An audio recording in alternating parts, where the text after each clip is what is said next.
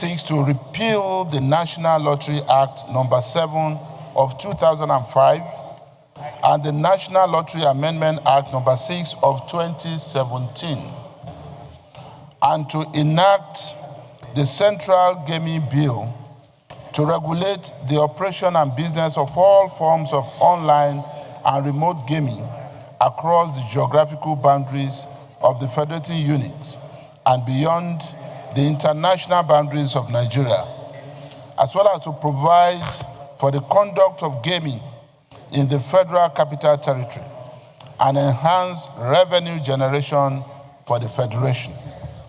A bill of this nature came before this Senate, and it was deferred for further legislative action. Because of the inconsistency that it has with the Supreme Court ruling that takes the matter of gaming, lottery, and other things to be issues in the exclusive in the legislative list that allows only the states and local government to handle this particular matter. And therefore, it was stepped down for further reconsideration. The last time we had issues with this bill, it was later resolved to the extent that most of our colleagues didn't understand what they were talking about. Some people thought maybe the House of Representatives was going against the Supreme Court judgment. But we'll let her explain everything. That they wasn't going against the Supreme Court judgment.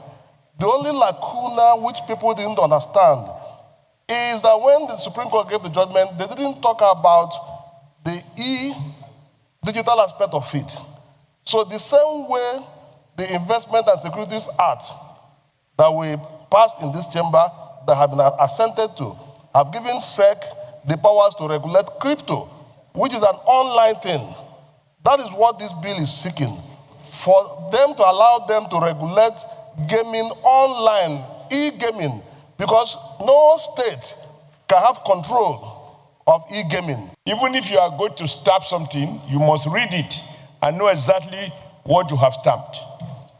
I think when people talk about in the spirit of concurrence, in the spirit of collaboration, with all due respect, we are copying the American model. The purpose of bicameral is that if one is sleep in one chambers, the other chamber might identify it.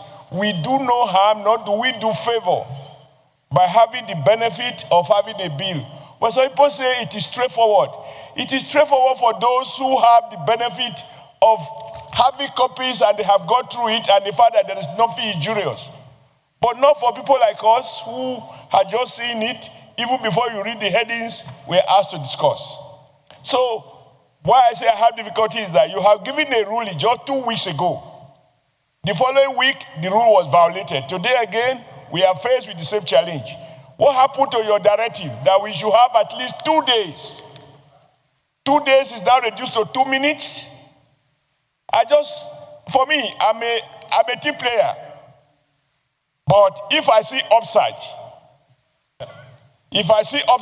may I not score with the hand of God according to Maradona? The reason we stepped down further consideration of this bill was for us to be able to seek clarification with respect to the critical observation that the Supreme Court had earlier given a judgment.